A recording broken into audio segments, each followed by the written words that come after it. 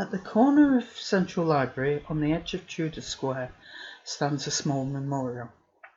I've put the wording from the plaque for you to read. My thoughts are, do many people even notice it? And there seems to be a lack of information about Thomas Boulsover the man. Who was he?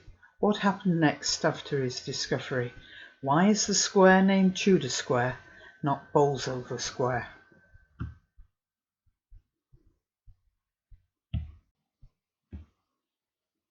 Thomas was baptised at Ecclesfield Church on the 18th of October 1705.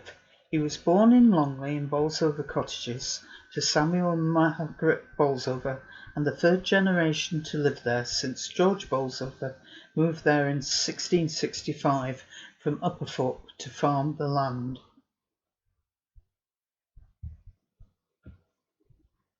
The cottages are still shown on a map in the 1900s next to the workhouses, now the Northern General.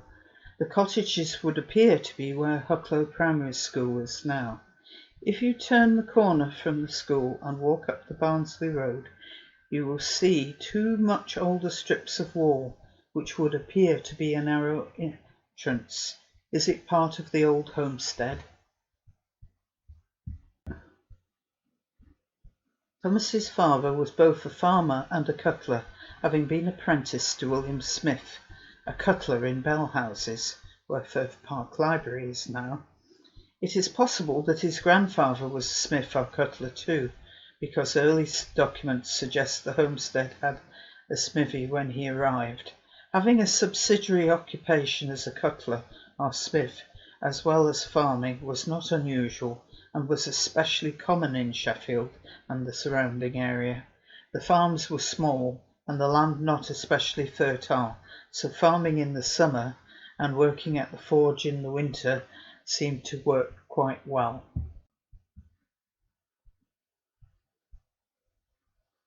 It must have been pretty cramped, as it is known there were 9 children, 2 apprentices and 5 adults living there, so the image must be of a not particularly affluent lifestyle. The children were fortunate that they had the opportunity to attend a local school. In 1716, disaster struck the family when Thomas's mother died. Thomas in 1718, at the age of 12, was apprenticed to a friend of Samuel's old master, Joseph Fletcher. When Thomas was nearly 16, he became an orphan, but carried on his apprenticeship for another 5 years.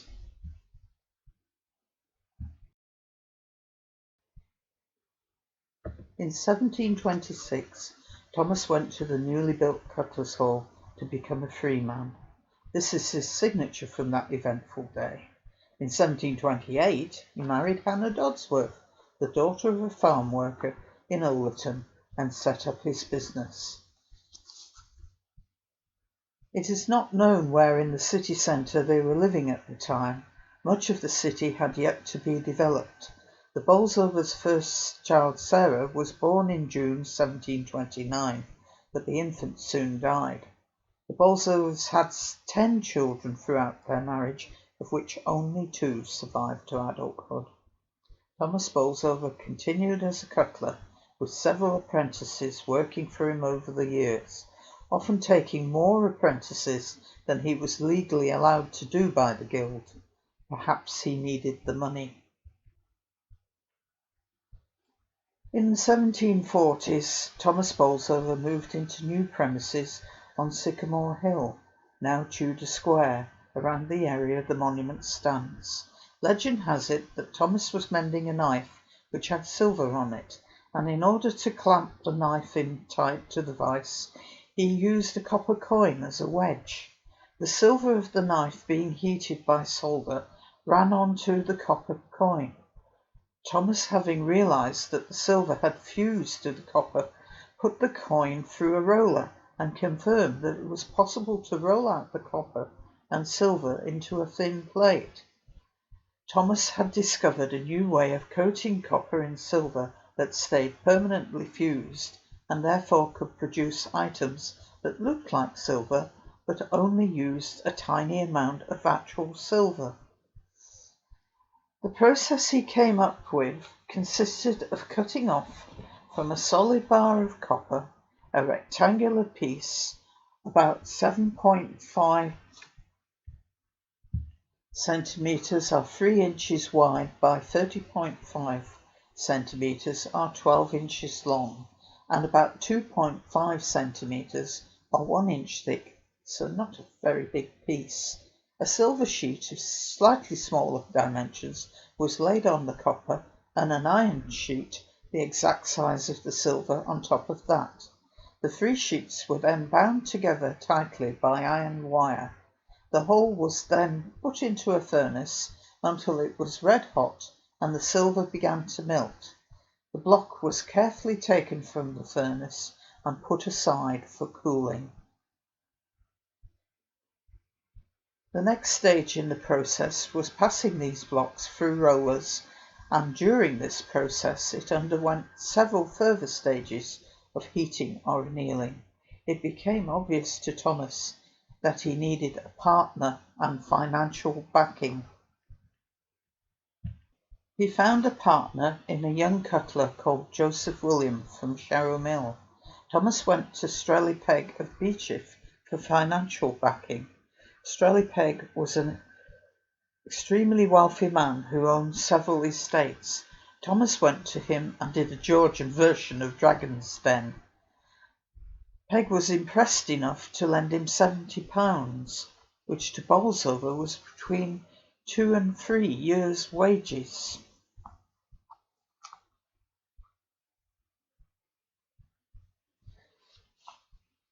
Thomas and Joseph decided to start with relatively simple but profitable buttons and snuff boxes.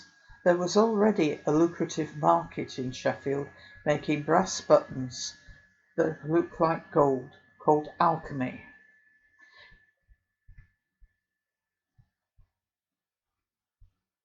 The brass buttons were made by stamping out using steel dies, so it was simple to use same method for silver-plated buttons.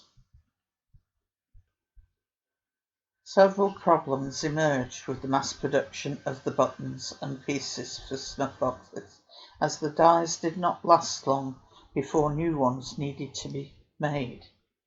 Still, they appeared to do well.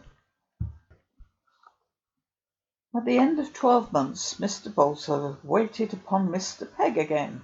Mr. Pegg says, "Well, Thomas, how are you? What, are you come to borrow some more money?" "No, sir," was the reply. "I am come to pay you what I have borrowed of you with the interest upon it." "Thou art, Thomas?" "I am, sir." "Well, Thomas, I don't wish thee to injure thy trade to pay me. I don't want the money. If it will do thee any good a little longer, don't pay me if you cannot conveniently spare it." "Oh, yes, sir, I can spare it, and I have plenty of money beside to carry on my business." "Why, Thomas, thy trade must be as good as making money." "Yes, sir, but it is better than making money, for I can sell my buttons readily for a guinea a dozen, and the silver does not cost more than 3 shillings a dozen, so it costs more to make money than they do."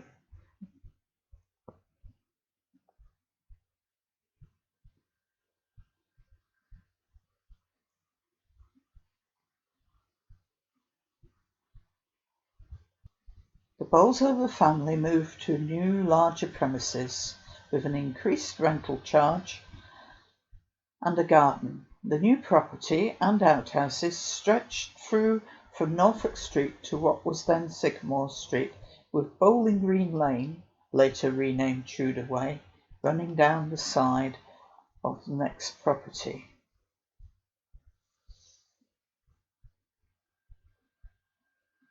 It wasn't much of a journey if you look at this old but Victorian map. Thomas wasn't to live there for long. As Thomas's wealth and status grew, he had a portrait commissioned. Other cutlers began to take up silver plating and looked at extending the range of objects, but there were still a number of problems that needed to be addressed before the wholesale manufacture of objects could be made to the quality that Sheffield became famous for. In 1757, Thomas bought the Whiteleywood Hall estate from Strelly Peg, comprising of the hall and some 100 acres, for £1,360 cash. So was Thomas planning on retirement? Boulsover's interest turned to the invention of a new, harder and smoother steel by Benjamin Huntsman, which Huntsman had developed in 1742, cast steel or crucible steel. Button makers and silversmiths in Birmingham were ordering crucible steel from Benjamin Huntsman to use for dyes, but Huntsman was having trouble with the quality and the quantity. It is not clear when Boulsover started making cast steel, but it is known by the 1760s Boulsover was one of the top suppliers of cast steel. The new method of silver plating was beginning to attract attention and investment in the city. However, to make bigger and more elaborate silver plateware, it was obvious that the silversmiths from across the country were needed, especially from London. One such silversmith was Henry Tudor, a young Welshman trained in London but brought to Sheffield by an investor. Henry married a relative of Thomas's wife, a sister, in 1758, when he was only 20. He went into partnership with Thomas Leader, a talented silversmith and designer. In 1761, they built the first purpose-built silver plate factory, which later was to give its name to Tudor Square, using horsepower to power the rolling of the plate, because one of the problems that silver platers had found was in order to roll the plate through the rollers as few times as possible, they needed power.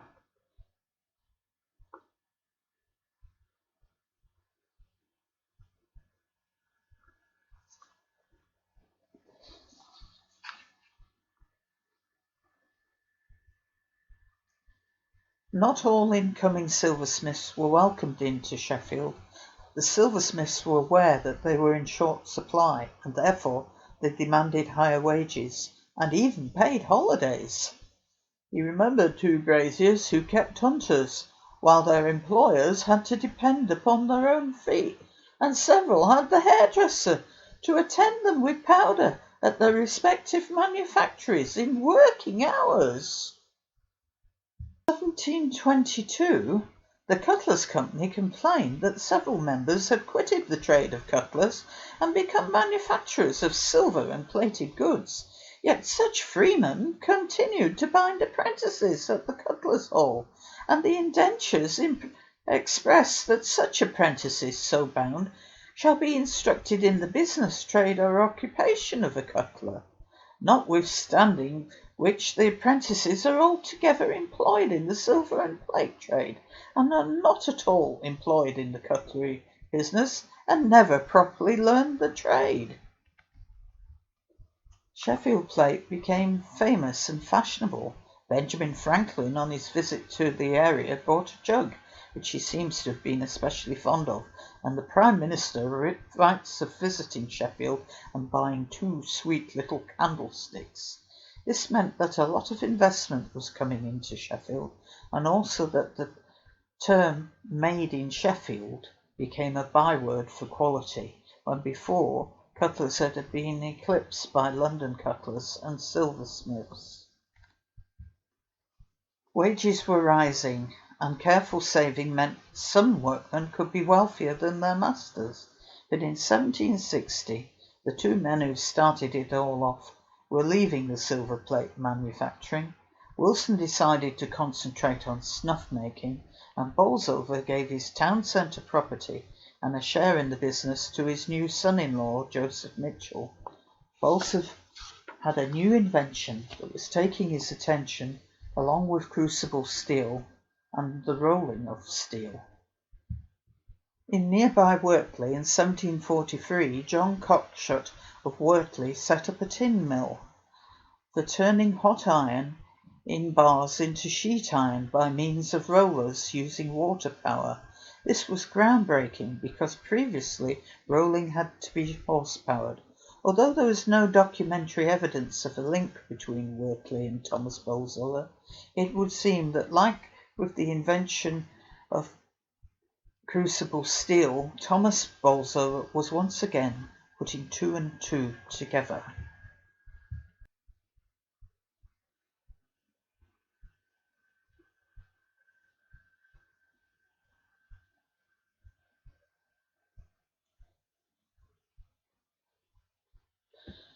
Boulsover had invented a new way of setting the teeth in a saw, which meant that the saw could be cut from a sheet of steel, which, if rolled out in a mill, could make saws consistent for quality, but also cheap enough to undercut other saw makers, such as in London. Thomas bought land to the north of the Hall on the Porterbrook to build the very first saw factory of its kind, possibly in the world, in 1762, and what would seem to be Sheffield's very first steel rolling mill. Boulsover afterwards said that when he began to build, his purse had no neck to it, and when he left, it was all neck. His bag of gold was empty.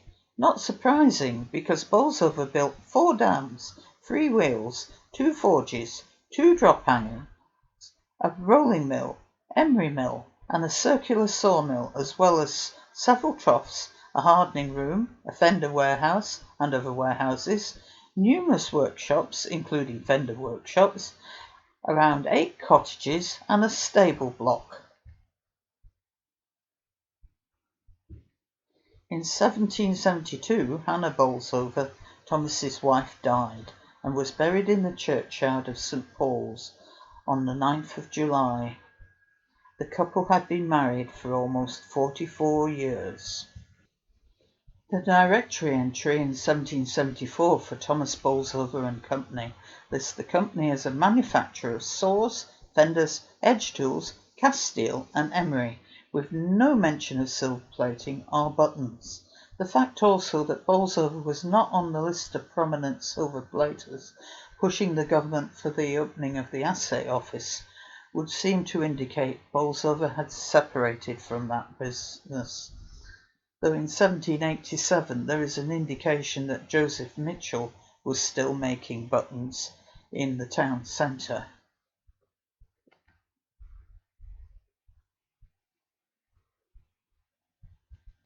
Strangely, Boulsover never had any great honour placed upon him. He was never master cutler. Thomas Boulsover died in 1788 at the age of 88 in his Whiteley Wood home, and was buried beside his beloved wife in St. Paul's churchyard. His obituary was short. They didn't even spell his name correctly. In 1938, St. Paul's Church was demolished. All burials were removed and placed in a mass grave in Abbey Lane Cemetery. No mention of Thomas Boulsover is on the cross memorial that marks St. Paul's burials.